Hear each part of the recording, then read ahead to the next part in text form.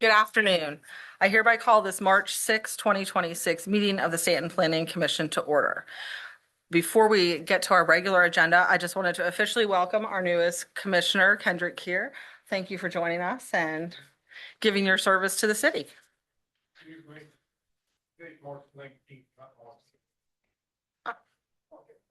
All right, well, it is the March 19th meeting, so if I said that, I apologize. I don't know where I got that from. All right. We now turn to the first item on our agenda, approval of the February 19, 2026 meeting minutes. Any changes or comments?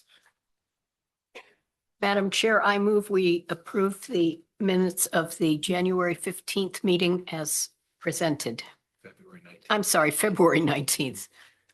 We seem to be having a little problem with dates today. We'll get it, believe me. Hopefully they're not recording yet. Do we have a second? I'll second.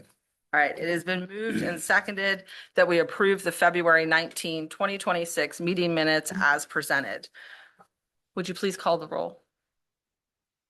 Mr. Hanson, Aye. Ms. Wiggin, Aye. Ms. Robinson, Aye. Mr. Carr. Motion carries. Thank you. We now turn to our new business agenda. Item 3, appointment of Clerk of Planning Commission. Tim Hartless, Planning Manager for the city, will present the staff report. Thank you, Madam Chair. Moving forward, the city will no longer have a dedicated position called Clerk of Council. Those clerking responsibilities for the Planning Commission will now fall to the Community Development Department. Ms. Nesselrod, our zoning administrator, has been serving as your interim clerk, and she has agreed to become the permanent clerk of Planning Commission. So tonight we are asking you to officially appoint her to that role, so she would be the permanent clerk of the Planning Commission. Questions? Do we have any other applicants? I believe that is a no. In that case, I move the Planning Commission appoint Linda Nesselrod as the Clerk of Planning Commission. And I'll second that. It has been moved and seconded that we appoint Linda Nesselrod as Clerk of the Planning Commission. All those in favor, aye. Aye. All opposed, same sign. Motion carries. There you go. Congratulations and thank you sincerely for agreeing to do this for us. Absolutely. All right, the next item on our agenda is item 3B, which is a public hearing and consideration of a request by Staunton Augusta Properties LLC for a special use permit for McIntosh Village, a planned residential development requested under the provisions of Staunton City Code Section 18.25.030, parenthetical 10. As indicated, this item is a public hearing. After the staff report is given and the commission has had an opportunity to ask questions of staff, the applicant or the applicant's representative will be given the opportunity to address the commission, to make comments about the request, and to answer any questions that the commission may have. Thereafter, I will open the public hearing, and the floor will be open to comments from the public, and also if there's anyone on Zoom that wishes to comment. All speakers here in chambers should come to the podium at the front and first provide us with their name and address before giving their comments. Pursuant to the Planning Commission bylaws, the applicant is granted up to 10 minutes for their presentation, and then after the public hearing is opened, each speaker shall have up to 3 minutes for their comments, which will be addressed to the subject of the public hearing. Finally, please remember that the public hearing is a time for the commission to listen to your remarks. In an effort to encourage and maintain orderly conduct, the commission will not engage in, give, or take debate. If you're seeking information, please mention that during your remarks, and a member of community development staff may be in touch with you in the days ahead. With all of that being said, Mr. Hartless, could you please give us Absolutely. staff report? Ms. Nesselrod, can we go ahead and get that exhibit up on the screens for everyone to see? Yes. So Staunton Augusta Properties, LLC is requesting this special use permit for a planned residential development, which would be known as McIntosh Village. This property is located in an area between Middlebrook Avenue, the Shenandoah Heights neighborhood, and the Greenspring Valley neighborhoods. The applicant acquired the property in September of 2024 and is now proposing to construct 267 single-family homes on approximately 77.31 acres of land. This property is zoned R2 low-density residential, and the PRD can only be permitted through the special use permit process. Staunton City Code 18.105, Development Standards for Uses Permitted on Review, establishes the requirements for a PRD. Section 18.105.020, Planned Residential Development, permits the developer to propose their own minimum lot sizes and their own setbacks, which allows density to be clustered in the more easily developed areas of the property.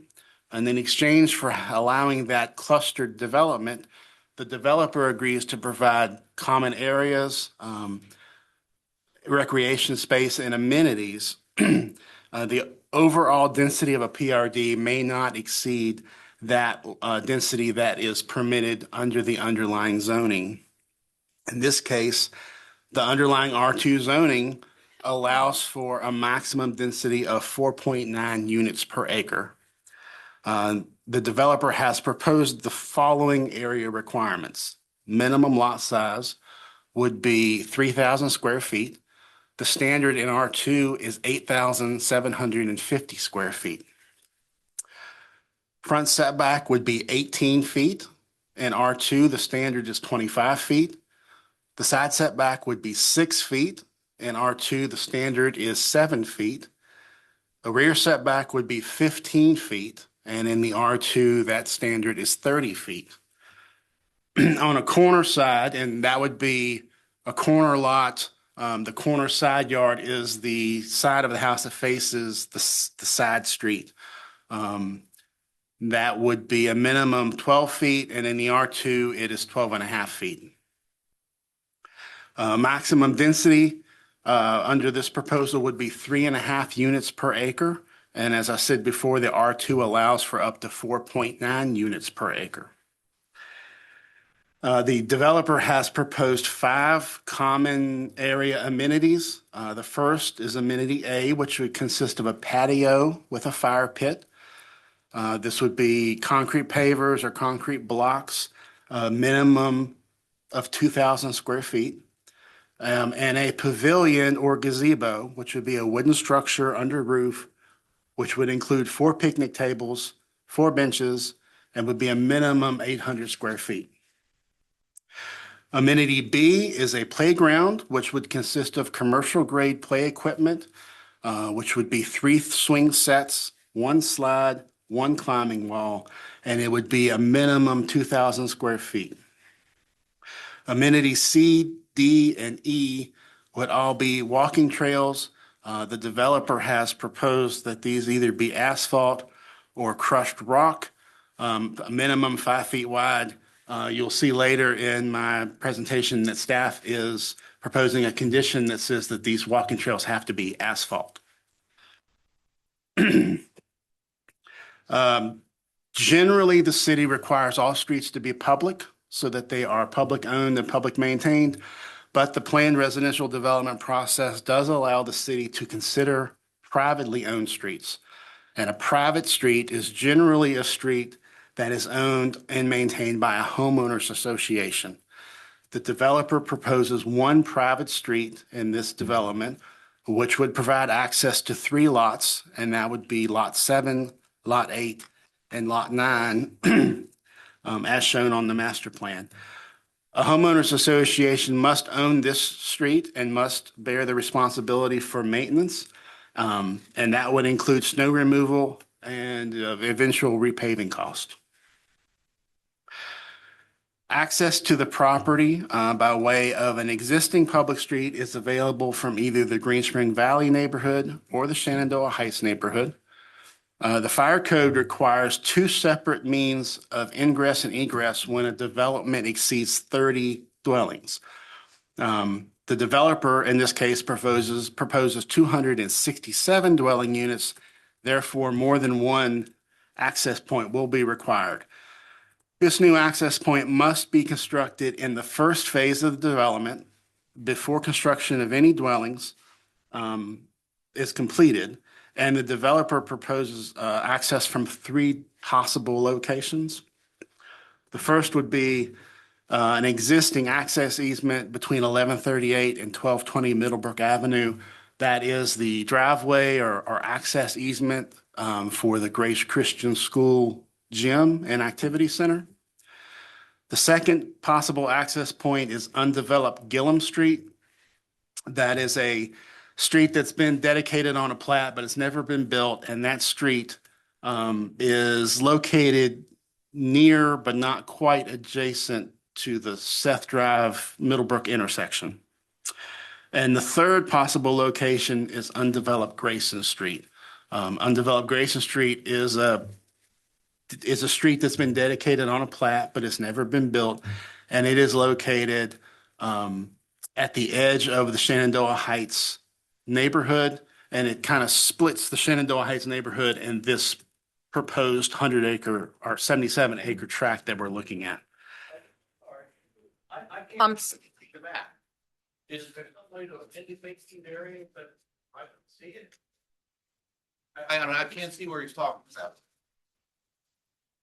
I don't have a pointer. On the one there in the audience or, here, let me, On this one, Linda. I have it on How this it one is. here.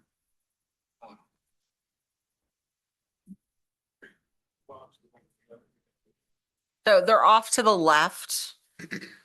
There's with any other labeled as undeveloped Grayson Street, undeveloped Gillum Street, and access easement for the Grace Christian and others.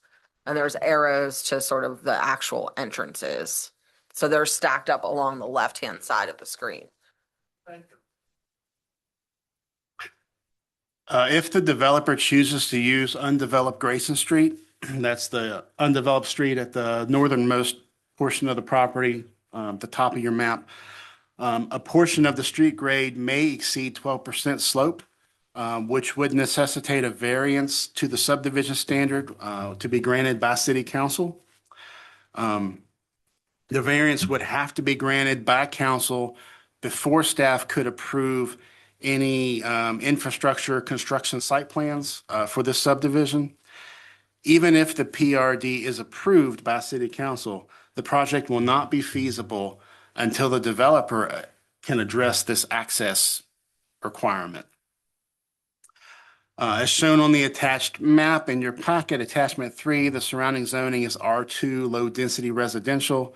There is some B2 general business district on the eastern portion of the property along Middlebrook Avenue. The B2 area is minimal, does not appear to be included in any of the development area.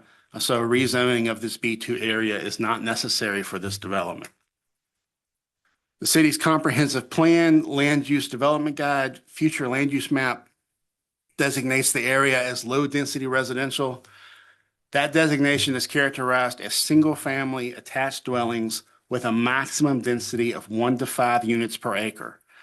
This proposed development contains a density of approximately 3.5 units per acre. And the proposed development is consistent with the designation in the comprehensive plan.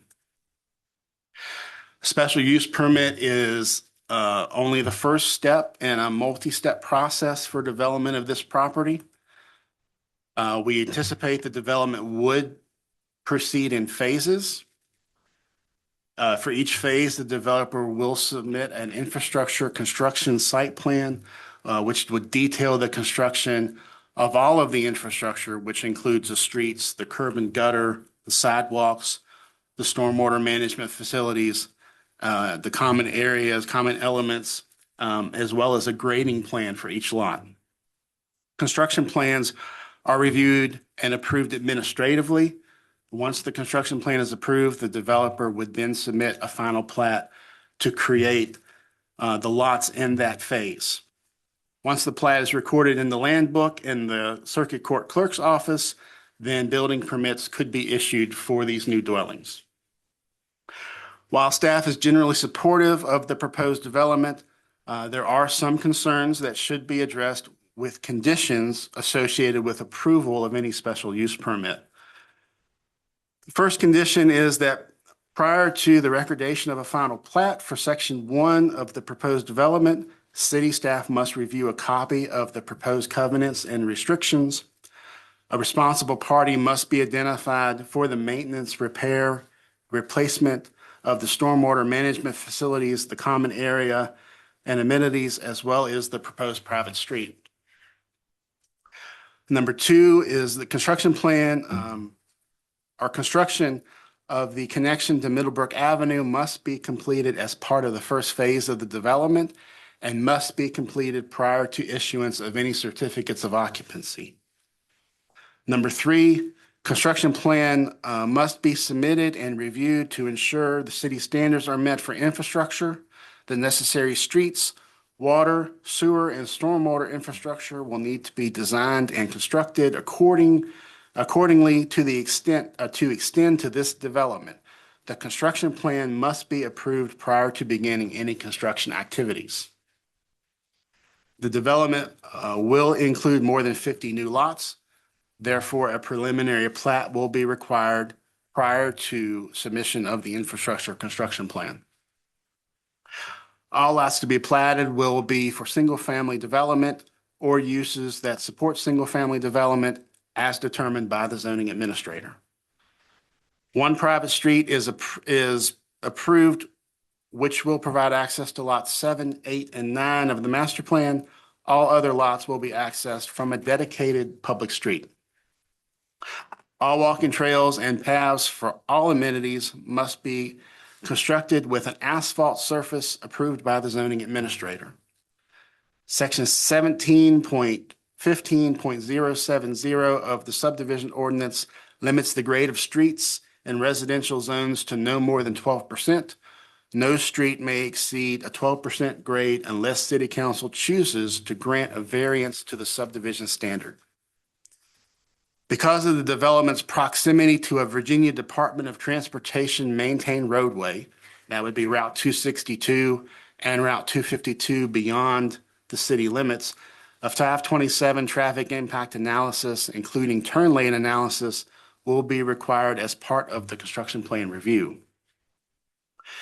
In addition to the Staunton City Code requirement in Title 17, for sidewalks will also be required along the frontage of all residential lots as shown on the master plan.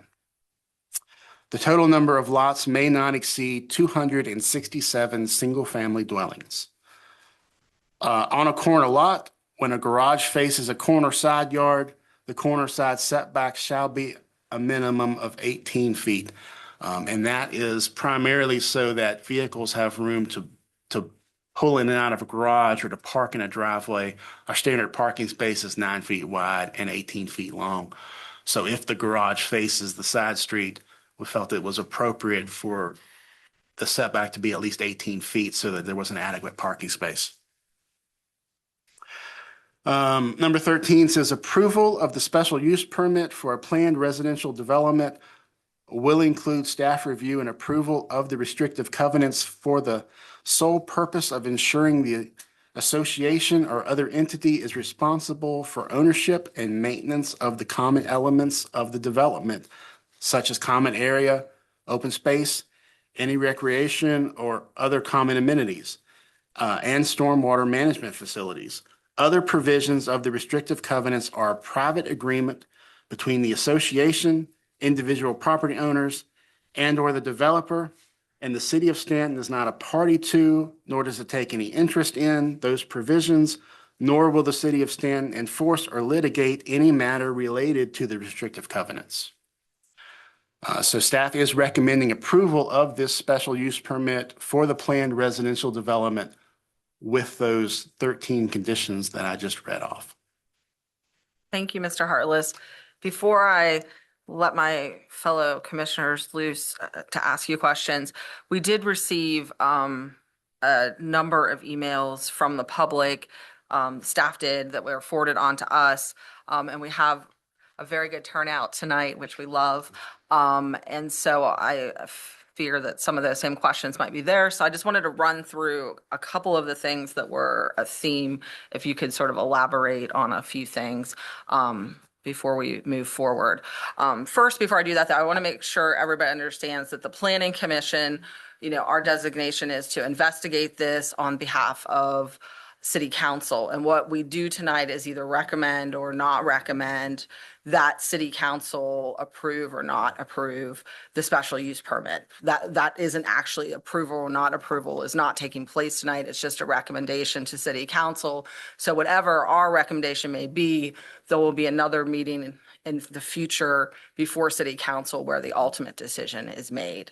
And then, of course, even if it ultimately is approved, as Mr. Hartless went through, through the development process, there are a number of other hurdles that the developer would have to jump through for approvals as far as infrastructure and that sort of thing. So that being said, one issue raised was the concern about traffic and the number of entrances. Can you just please expand a little bit upon the 527 traffic impact analysis with the turning lane analysis and how that helps address that? And then just sort of emphasize the code requirements about points of access. Sure.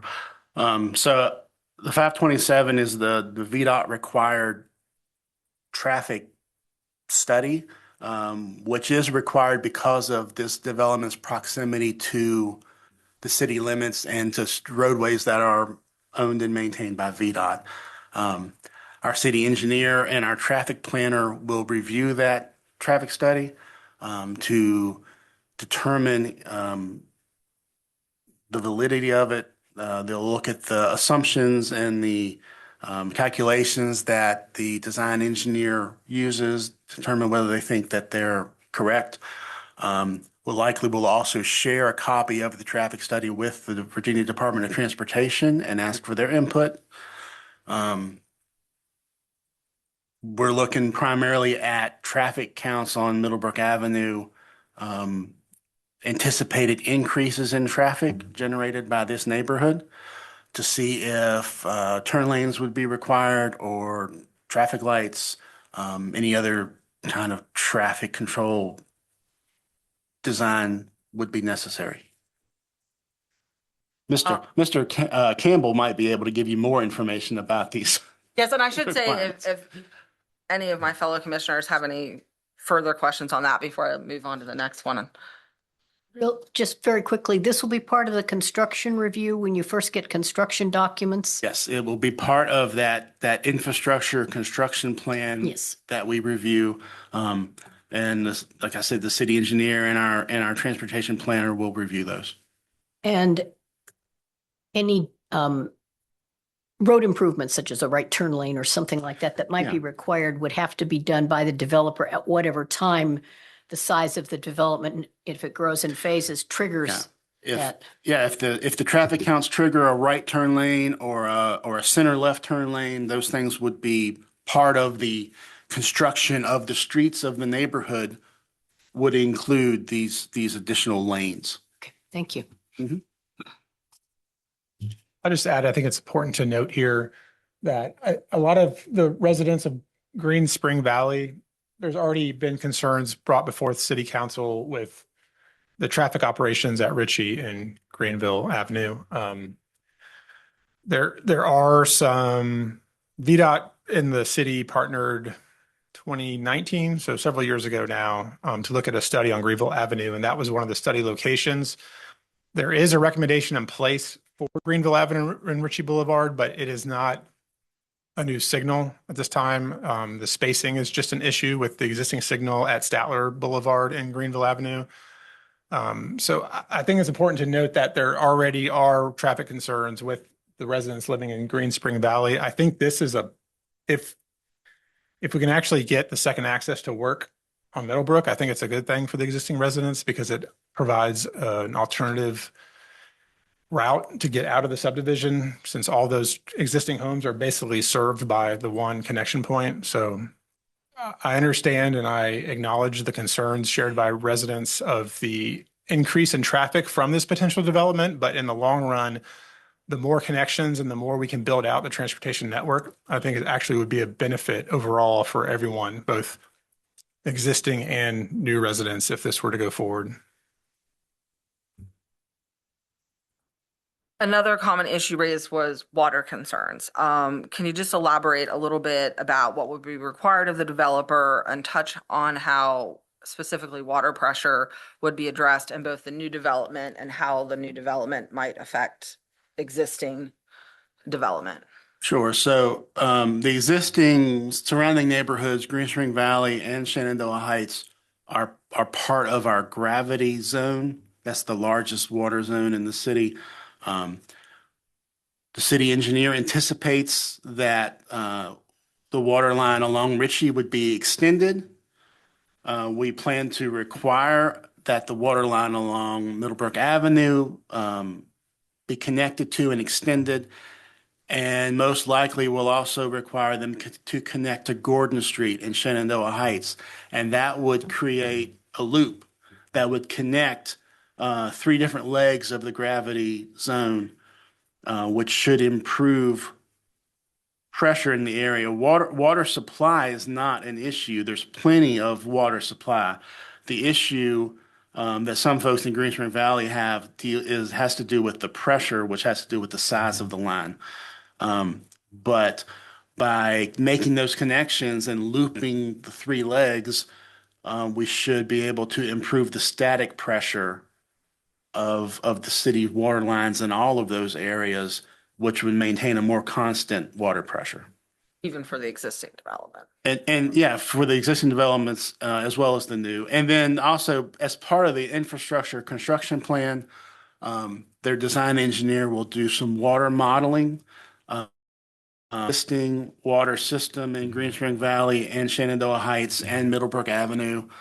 They'll look at the extra demand that would incur with 267 more dwellings.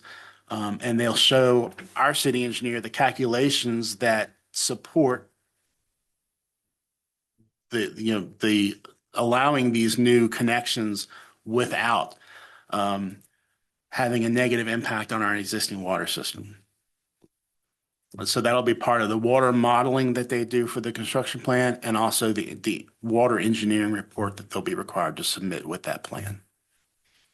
Follow-up questions on that? Another main topic that was brought up was trees and wildlife. Under existing zoning, by right, what rights does the owner have in that regard? So under the existing zoning, if someone were to come in tomorrow and clear cut that 77 acres, if they were to leave the stumps, there's no permits required, no review required. They wouldn't even have to tell us that they were doing it. The only reason we might need to review something is if they were also removing stumps, that is considered land disturbance, and they would need a land disturbing permit for that. And so under the plan, there'll be some areas. Yeah, under the plan, there would be some areas they'll have to clear, and those are primarily the areas where they're going to build houses. But the areas that are left as open space may not need to be cleared. I think Mr. Shemp, the design engineer for the applicant, could probably address where they intend to clear and where they don't. But there's no city requirement that the whole area be cleared. They would only need to clear what they have to in order to build streets and build houses. And then I know you touched on this, but you had a big, long presentation. Can you just go over sort of again why staff is in support of the proposed size of lots and setbacks that the developer is proposing? Sure. So the whole purpose of a planned residential development is to be able to review and approve an alternative form of development. The developer could go in right now under R2 and they could create 8,750 square foot lots, submit a construction plan for the streets. And if we could approve that, then we could do a plat for the lots and they could start building. And it would require no public hearings, no public input. It would all be an administrative process because the subdivider, the property owner has the right to divide and to develop. This process, this special use permit for the planned residential development gives us the ability to be able to look at some alternate forms of development. In this case, topography in this particular site is very challenging.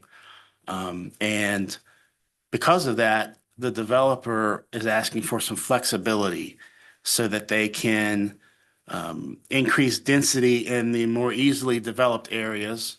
And then they'll take some of the steeper slopes and hold them as open space. And they'll also provide these common area amenities within the developed area, such as the patio, fire pit, the pavilion that I talked about earlier, the walking trails. And it allows for the development of the site in a little bit more creative way, and a better, more efficient use of land.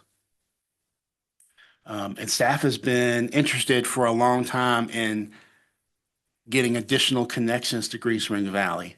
And this is a great opportunity through this planned development process for us to get those extra connections.